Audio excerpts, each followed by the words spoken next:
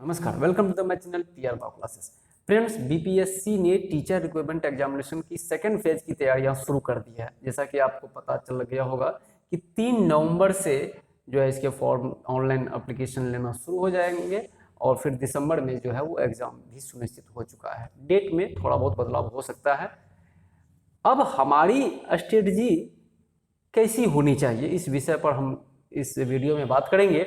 खासतौर से जो मिडिल स्कूल के अभ्यर्थी हैं, साइंस और मैथ के बच्चे, उनसे हम जो है इस वीडियो में बात करेंगे कि आपकी तैयारी कैसी होनी चाहिए और पीआर बाव क्लासेस आपके लिए क्या करने जा रही है।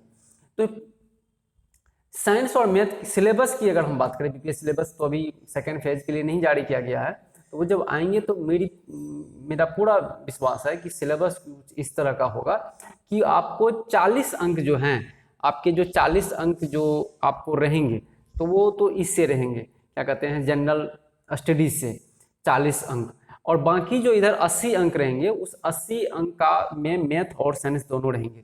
तो मैथ और साइंस की तैयारी आपको करनी होगी। इधर 40 मार्क्स में आपको पता होगा कि 8 अंक जो है वो आपको, जैसे कि इस सेशन में जो फर्स्ट फेज हुआ उसके अकॉर्डिंग मैथ था, ज्योग्राफी, कुछ ये हिस्ट्री भी क्वेश्चंस थे, उसके बाद करंट अफेयर्स के क्वेश्चंस थे। तो कुल 5 सेक्शंस में 8 क्वेश्चंस आए और 40 अंक उसमें कंप्लीट किया गया। इधर 80 अंक में, तो मिडिल स्कूल वालों के लिए जो 80 अंक होंगे उसमें मैथ और साइंस होंगे। तो मैथ और साइंस को कैसे रीड करना है, उसके लिए मैं थोड़ा सा आपको यहाँ पे टिप्स दे दूँ कि मैथ आपको बनाना है कक्षा 6 क्लास से लेकर, यानी कक्षा 6 क्लास से लेकर आपको कक्षा 10th क्लास तक के मैथ्स को कंप्लीट कर लेना है।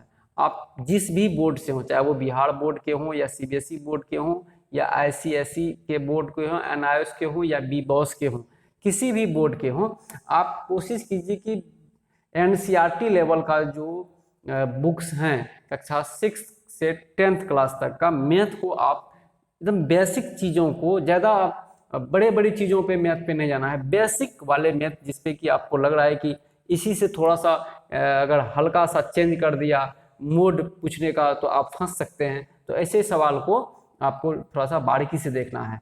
उसके बाद जो दूसरा चीज़ें आपको यह देखना है मैथ में कि ज़्यादातर जो अप्लाइड मैथ है, जिससे कि क्रिटिकल अवेयरनेस थिंकिंग बच्चों में ज़्यादा बढ़ता है।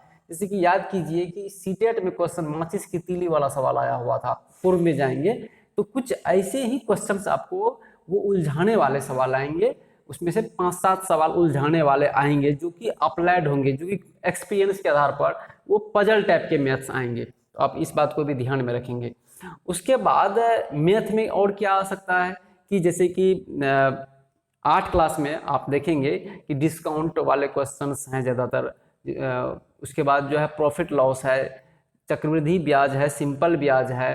उसके बाद कुछ मेंसुरेशन से संबंधित सवाल हैं, तो आप उनको भी देख लेंगे। 7th क्लास का भी और 9th क्लास को भी आपको देख लेंगे, थ्योरम से संबंधित क्वेश्चंस हैं। 10th के भी जो है आप देख लेंगे, वहाँ पे आपको ये डी निकालने के लिए जो है क्वेश्चंस आते हैं, जो पूछा भी गया है आपको हाई स्कूल में के एग्जाम में। तो आपको ये सारे सेगमेंट्स पे आपको ज़्यादा फोकस करना है। और कॉम्पिटिटिव टाइप का जो मैथ है, जैसे एसएससी रीजनिंग में, एसएससी में या रेलवे में पूछा जाता है, वो आपको चला जाएगा इसमें जनरल स्टडीज वाला में 40 क्वेश्चन में। लेकिन इसमें जो है वो आपको विषय वस्तु वाला मैथ ज़्यादा तवज्जो इसमें दी जाएगी प्रायोरिटी के तौर पर। तो मैथ का तो हमने आपको डिस्कस किया, जैसे कि हम क्लास में बताएंगे भी, क्लास से रेगुलर होगा हमारा, खासतौर से साइंस के दृष्टिकोण से। तो उसमें आप साइंस की आइए, साइंस में हम लोग बात करते हैं। तो साइंस में आपको क्या पढ़ने हैं कि कक्षा 6 क्लास से लेकर 12th क्लास का फिजिक्स, केमिस्ट्री और बायोलॉजी आपको रीड कर जाना है। आप भूलिएगा नहीं, क्योंकि मैथ और साइंस का जो ये हाई स्कूल का जो एग्जाम हुआ 9th 10th का, उसमें आप क्वेश्चन का स्टैंडर्ड देख लीजिए कि हाई स्कूल में किस तरह का था, तो आप बात कीजिएगा। क्योंकि वहाँ पे जो है हाई स्कूल का जो 9th 10th का जो साइंस का चीज़ें थी, फिजिक्स, केमिस्ट्री, बायोलॉजी तीनों के लिए, वो बहुत ही स्टैंडर्ड क्वेश्चन था। ज़्यादा कठिन भी हम नहीं कहेंगे, ज़्यादा इजी भी हम नहीं कहेंगे, मतलब स्टैंडर्ड क्वेश्चन था कि उसको लग रहा था कि हम लोग एकदम हाई स्कूल के साइंस के टीचर के तौर पे एग्जाम दे रहे हैं। तो जो भी स्टूडेंट्स एग्जाम दिए होंगे उनका तो भाई उनको पता चल गया होगा कि स्थिति क्या है। जबकि उसके कंपेरिजन +2, 11, 12 के क्वेश्चन कंपेरेटिवली ईजी लग रहा था। क्योंकि ये हाई स्कूल के क्वेश्चन की तुलना में प्लस टू क्वेश्चन ईजी लग रहे थे। तो निश्चित तौर पर कुछ ऐसा ही क्वेश्चन का जो फ्रेमिंग होगा वो मिडिल स्कूल में होगा। इसीलिए आप कक्षा 6 क्लास से लेकर 12th क्लास तक के एनसीईआरटी फिजिक्स, केमिस्ट्री और बायोलॉजी को एक बार नहीं बल्कि 10 बार आप उसको रीड करेंगे, समझने की कोशिश करेंगे। और फिजिक्स, केमिस्ट्री, बायोलॉजी, मैथ के लिए भी ऐसा ही करेंगे। हम आपको बताएंगे, आगे भी हमारा वीडियो लगातार आपके लिए आते रहेंगे।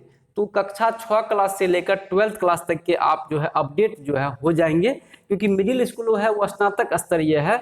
और स्नातक हालांकि क्वेश्चन का स्तर जो होगा वो ग्रेजुएशन से लिंकेज होगा, लेकिन आप ग्रेजुएशन को अगर नहीं भी है तो मिडिल इंटर तक अगर आप जोड़ते हैं फिजिक्स, केमिस्ट्री, बायोलॉजी को, तो फिर आपकी कहानी आसान हो जाएगी। आपको लगेगा कि मैं क्वेश्चन को सॉल्व कर सकता हूँ।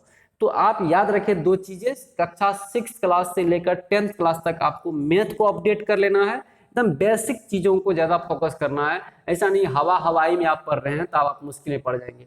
एकदम बेसिक चीजों को, बुक्स को, बिहार बोर्ड का बुक्स, अगर हिंदी मीडियम से आप हैं तो बिहार बोर्ड के कक्षा 6 क्लास से लेकर 10th क्लास तक के पूरे बुक्स को पढ़ जाइए भाई, एग्जाम्पल सहित पढ़ जाइए। वो कोई फॉर्मूला कैसे आया तो वहाँ उसको भी पढ़िए। तो उन चीज़ों को, बुक्स को रीड कीजिए, एक्सरसाइज पे भी बना लीजिए, कहीं कुछ छूटे नहीं। क्योंकि बेसिक जिसको आपको लग रहा है कि ये नहीं पूछेगा, ये चीज़ें वही से सवाल आ सकता है। तो उन चीज़ों को आप रीड करेंगे कम से कम 10 बार। आप 6 क्लास से लेकर 10th क्लास तक के बिहार बोर्ड के ही मैथ को अगर आप आधार मानते हैं कि वो BSEB पर निर्धारित है, बिहार विद्यालय परीक्षा समिति के संशोधित पाठ्यक्रम हैं वो, और वो जो कि इक्विवेलेंट है हमारे CBSE के पाठ्यक्रम के अकॉर्डिंग भी, NCERT के अकॉर्डिंग भी। तो दोनों NCERT और बिहार बोर्ड दोनों को आप पैरेलली रूप से तैयारी कीजिए 10th क्लास तक। उसके बाद आइए साइंस में कक्षा 6 क्लास से 12th क्लास तक के आजकल मार्केट में बनाया 6 से 12 फिजिक्स, केमिस्ट्री, बायोलॉजी आ जाते हैं। तो आप वो मार्केट से हो या आपके पास रिसोर्स हो तो आप वहाँ से ये 2 चीज़ें कीजिए। मैथ आप 6 क्लास से लेकर 10th क्लास तक बनाइए, बिहार बोर्ड हो या CBSE बोर्ड की किताब से। और फिर 6 क्लास से लेकर 12th क्लास तक आप फिजिक्स, केमिस्ट्री, बायोलॉजी को एक बार अपडेट करें, कम से कम 10 बार पढ़ें। इससे क्या होगा कि आपको थोड़ी सारे चीज नॉलेज आ जाएंगे। अब बात रहा क्वेश्चन किस प्रकार का पूछेगा, तो हम आपको क्वेश्चंस दिखाएंगे 9th 10th का जो किस तरह का क्वेश्चंस पूछा गया है। पूरी तरह से अप्लाइड और न्यूमेरिकल तरह से वो अरेंजिंग निश्चित रहेंगे। जो कहिएगा कि डायरेक्ट थ्योरेटिकल सवाल पूछेंगे तो डायरेक्ट हिट सवाल बिल्कुल भी नहीं पूछेगा। 1 लीनियर वाले क्वेश्चन को भूल जाइए, वो जो भी पूछेगा वो काफ़ी मतलब आप एनालिटिकल अप्लाइड चीज़ें पूछे जाएंगे।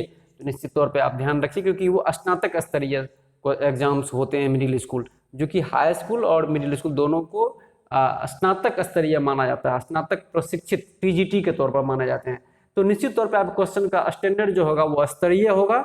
और हालांकि हाई स्कूल के तुलना में ये मिडिल स्कूल थोड़ा सा कंपेरेटिवली लोअर होगा। इन चीज़ों को भी ध्यान रखते हुए तैयारी कीजिए। वीडियोज हमारे लगातार आएंगे।